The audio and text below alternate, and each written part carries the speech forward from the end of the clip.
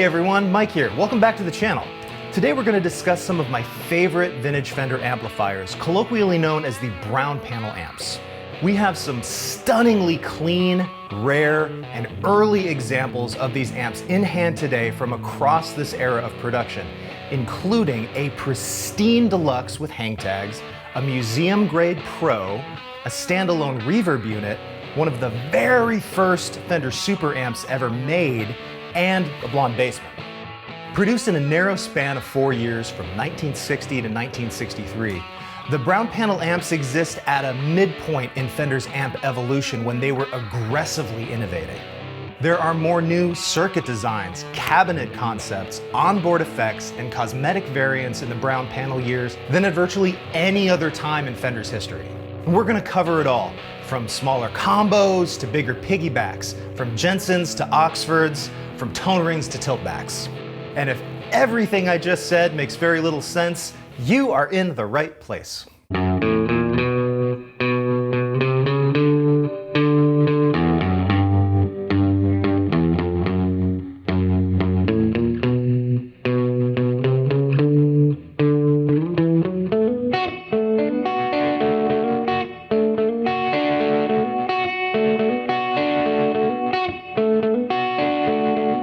First thing we should probably get out of the way is, what do we mean by brown panel? What we're referencing here is the color of the control panel of the amp. And you'll see Fender's three main eras of golden age amp production categorized as tweed for the luggage style material that covered Fender's earliest amps, brown panel for the reason we just explained, and black panel for the amps that succeeded the brown panel line. Even within the brown panel era, you'll see a bisecting of these product lines, with the larger amps referred to as either blondes or piggybacks for the color of their Tolex and their head cabinet configuration. In 1960, Fender was making major changes to their amp line. Their tweed amps, which had been in production since 1948, had become increasingly more efficient, powerful, and ideally geared for the emerging instrument that was the electric guitar. It's important to remember that distortion was not the goal of amp designers in this era. It was more an undesirable consequence due to the limitations of tube technology. This principle would continue to be the guiding light of Fender's circuit design through the late 1970s, and informs the choices made in the brown panel era as these amps continued to get bigger and more powerful. The biggest aesthetic change in 1960 was the switch from tweed, which was known to wear easily, to a new miracle material known as Tolex. A vinyl fabric produced by General Plastics, Tolex was simply more durable and well-suited to gigging use. Now, as with any change in a company's offerings, this rollout is gradual. These products don't become available at the stroke of midnight on January 1st. In the 1960 catalog, Fender debuted a number of their larger brown panel amplifiers while still offering a full range of smaller tweed-covered combos. It wouldn't be until 1961 that the full brown panel line would be shown off. This included the brown Tolex covered combos and the larger blonde Tolex covered piggybacks. It's as good a time as any to tell you that we're not going to cover every single brown panel amp today. That list is rather exhaustive, and we could spend months of videos on that topic alone. Yet we have a number of amps in hand today emblematic of the biggest sonic shifts in the brown panel era.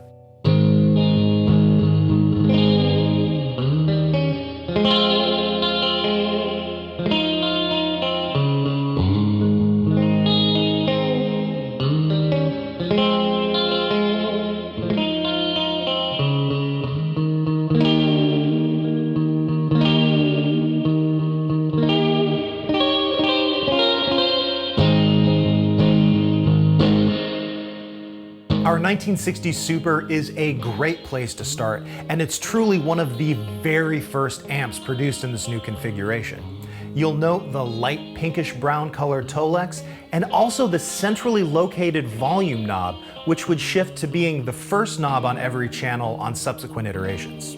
This was an amp that pioneered Fender's onboard vibrato, and yes, we do mean vibrato. Sort of.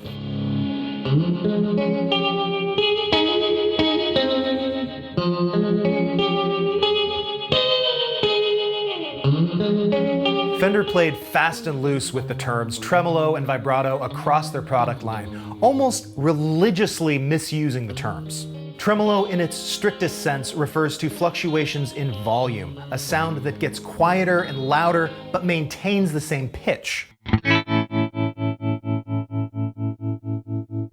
Vibrato, in contrast, refers to a modulation in pitch.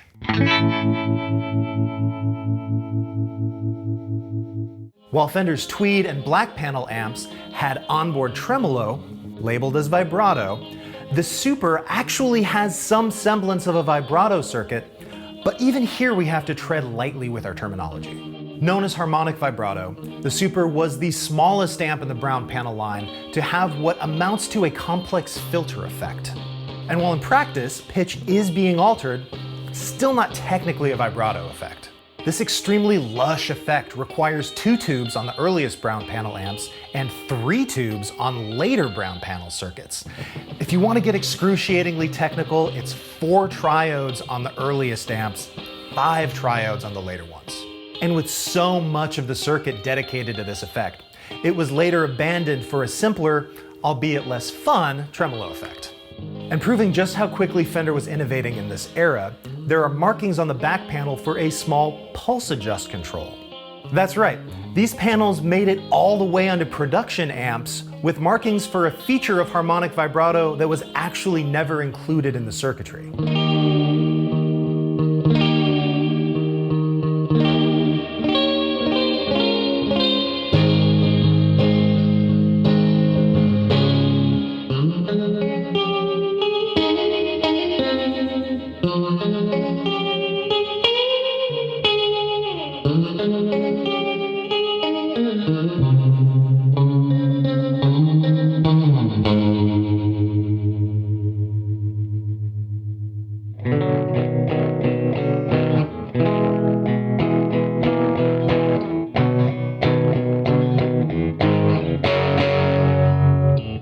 For many players, the Deluxe is a perfect combo. At 15 watts, it's loud enough for club gigs and it breaks up easily. The circuit is simple and elegant, with volume and tone controls for each channel as well as an onboard tremolo. The Deluxe is a perfect counterpoint to our Super, as it illustrates some component changes in transformers and speakers as well as some cosmetic tweaks. At the heart of this amp are Schumacher transformers. Now, Schumacher became Fender's primary transformer supplier around 1960, supplanting the triad transformers that had been used across the Tweed era. While triads are often identified by their open bells and ink-stamped part codes, Schumachers, by contrast, would mostly have closed bells and are easily identified by their part code beginning with 606. Arguably the best way to vet a vintage Fender amp from this era is by the transformer codes, which begin with 606 standing in for Schumacher, 1 digit for the year of production, and 2 digits for the week within that year. Fender also shifted their major speaker supplier heading into the brown panel years, and while our Super still retains the Alnico Magnet Jensen P10Rs, which were used throughout the Tweed era, our Deluxe has a speaker manufactured by Oxford. This Oxford also features a ceramic magnet, a switch in materials from Alnico magnet drivers that occurred across Fender's amp line circa 1962. In the briefest of terms, Alnico magnet speakers will offer quicker breakup, compression at higher volumes, and a slightly sweeter, darker sound. Ceramic magnets have more punch and clarity, tend not to compress at higher volumes, and have more overall brightness. The other main way this Deluxe varies from our Super is in the tremolo circuit. All of Fender's smaller brown panel combos had a basic bias-based tremolo design, in that the bias of the power tubes is modulated to create the effect, essentially turning the tubes on and off. In fact, if you look at the power tubes while the effect is engaged, you can actually see them glowing brighter and darker.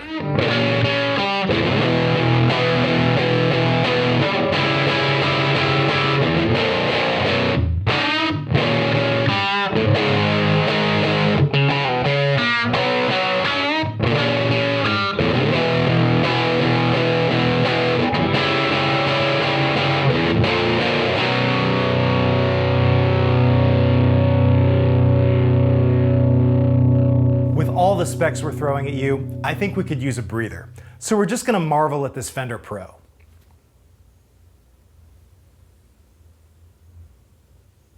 Don't look at me, look at the Pro.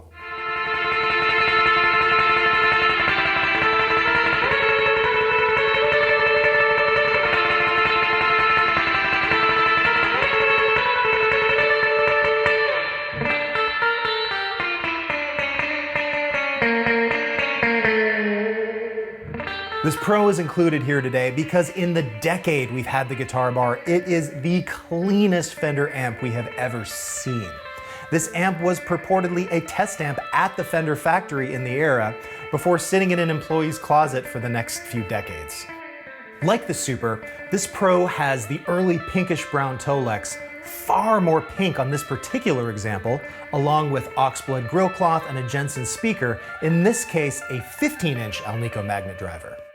This Pro was also large enough to warrant the inclusion of the harmonic vibrato circuit.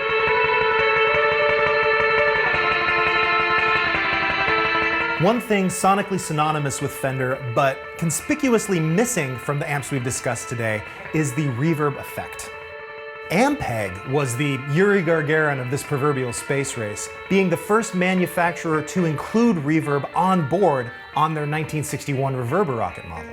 Yet Fender took their sound to the beach, offering the reverb effect as a standalone unit, a sound pioneered by Dick Dale and his Deltones for their splashy, reverb-drenched sounds of surf. For someone that's played in instrumental surf bands for the last 15 years, the reverb unit is truly a miracle box. It's fully tube-driven, like all of Fender's amps of the era, but instead of offering a single reverb knob like Fender's integrated amp circuits, it has 3 knobs for maximum tweakability. These controls are dwell, controlling the length of the reverb effect, mix, controlling the blend of a dry and truly wet signal, and tone, dictating the overall brightness of the effect. These reverb units came in every conceivable cosmetic combination to match your Fender amp. Blonde, brown, and eventually black Tolex reverb units were offered, with grill cloth ranging from oxblood to wheat to gold sparkle and eventually silver sparkle. In fact, Fender was so reverb unit crazy that they even offered one cosmetic combination that wasn't reflected on any of the amps of the era: smooth blonde Tolex with gold sparkle grill cloth and a raised Fender logo. Fender would only produce one brown panel amp with the reverb effect on board, the exceedingly rare Vibreverb, and on this it would be stripped down to just a single knob.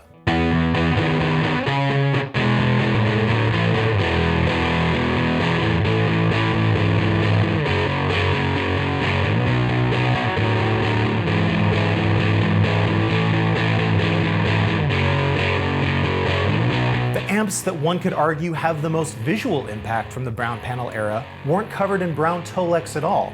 These would be Fender's piggyback amps, their first foray into a separate head and cabinet design. The head would piggyback onto the cabinet, attaching with a pair of clip bars and knurled thumb screws. These clip bars were necessary if you wanted to take advantage of another Fender innovation, tilt-back legs. These allowed you to tilt your amp stack back and use it as a monitor on stage. Changing the angle of the speaker's projection, these tiltbacks would perhaps also save the impressionable eardrums of the kiddies in the front row. These sleek chrome legs were so of their time, riffing on California car culture and framing every Fender piggyback amp. The biggest and baddest of Fender's brown panel amps came in 4 imposing configurations: the Showman, Bassman, Bandmaster, and Tremolux. From 1960 to 61, these amps would feature what is called a tone ring speaker cabinet. This ingenious porting design would suspend the speaker between 2 baffles anchored by a metal ring. These cabs sound fantastic and are extremely rare, both for their production totals, but also because many later had their baffles replaced with a more traditional design. The problem was, the heads were more powerful than the speakers paired with these early tone ring cabinets when it concerned the Bandmaster, Bassman, and Tremolux, and the speakers were quick to blow. Our Bassman here has a single 12-inch speaker, and even for bass players in 1961, that was mightily underpowered. Yet for guitar, the sound of the Bassman, like the tweed amps that preceded it, is pure magic. These amps would become mainstays for artists such as the Beatles and the Who.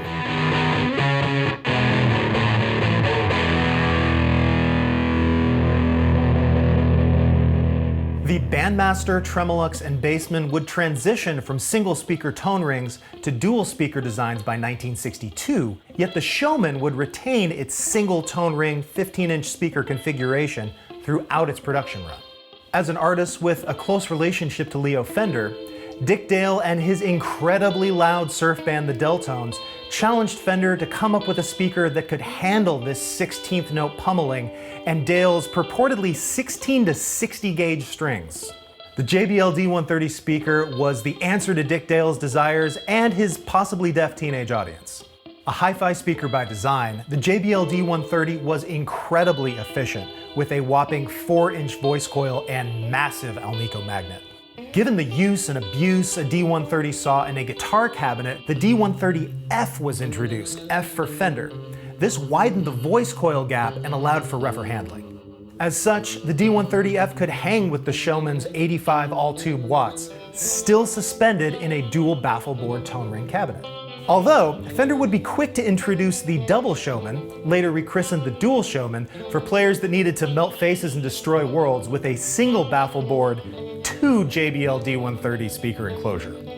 While the Bassman is one of the most prized amps of the brown panel era, the example we have here today is rare and unique not only for its tone ring speaker cabinet, but also for its tube rectified design. Fender would quickly shift from tube rectification on the Bassman to solid state in search of a tighter sound and more headroom. Yet as any tube amp armchair professional can attest, a tube rectifier has a certain sag, offering a dynamic responsiveness and sweeter breakup. This is only the second Bassman we've ever had in the shop with this prized 6G6 circuit that retains the tube rectifier.